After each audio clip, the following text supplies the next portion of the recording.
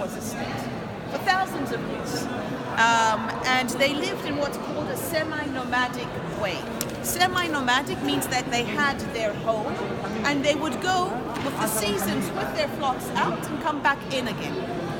Israel has used the word nomadic, not the semi-nomadic, the nomadic, in order to say Bedouins can't own lands because they keep on moving from place to place. But they do, and they even have a legal hereditary system of their lands that is based on the Bedouin legal system.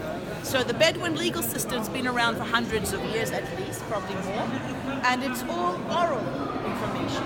And so there's no papers. And so the government is saying, well, if you don't have papers, then you don't own the land. Furthermore, the Ottomans, when they were rulers of Israel, they created a modern land title system.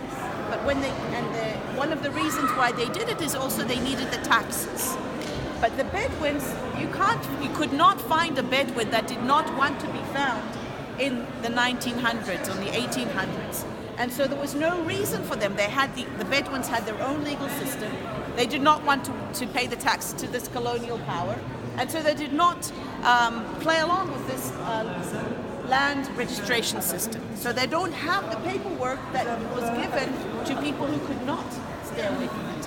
When the British came at the end of World War I, then the sheikhs went up to London and requested from the Lord of something or other, the person in charge of all the colonies, to allow them to continue their land tenure system according to the local rule. And we have a letter saying that the British Empire allows the Bedouins in the Negev to continue the same local land ownership system. And there was a Bedouin court in the town of Beersheba. And when Israel came, they needed to create that movement from traditional land holdings to modern land holdings. And they did it. They started it in the 1970s, in 1971. And after giving the owners land claims, not land ownership, a land claim, they said, no, sorry, we don't want to continue with this system. And so many Bedouins, their great-grandfathers, in the 1970s, have a land claim, but they never continued the process. And so this land is disputed land because there's land claims, and the government has not finished it. So now the government is going against it and saying, no, the land is ours. And so now we have a Bedouin standing up opposing our government and going to court. And in every court case, you guessed? Yeah, we do guess. Okay, you guessed. The government won. There's not been one court case that the Bedouins have managed to prove land ownership because the law says you have to have this and this and this and this, which of course they don't have because they went according to the Bedouin land system.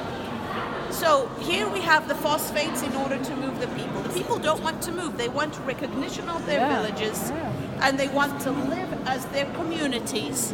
They want to also use land as a resource for income because there's sheep growing and there's a little bit of agriculture. And most important, it's a community.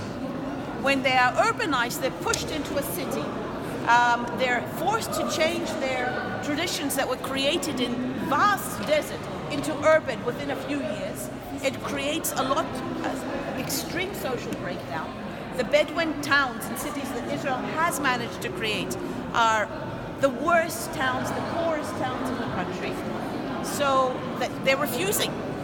And so all sorts of ways are needed to convince these Bedouins to move. So we have Route 6. There's a big road, a private road going through Israel.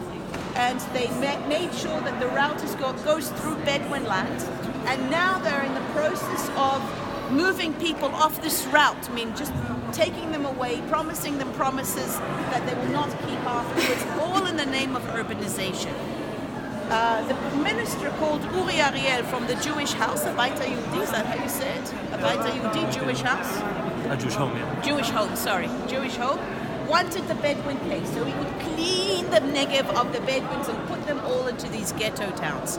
And he had a lot of power, and he had a lot of strong will, and he is succeeding. He's not yet succeeding, but he's doing everything In this last year, 2,000 homes of the Bedouin in the unrecognized villages were demolished.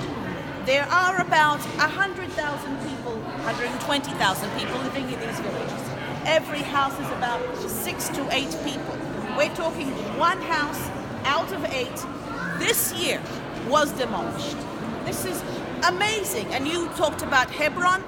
Nothing of this scale is happening in the West Bank.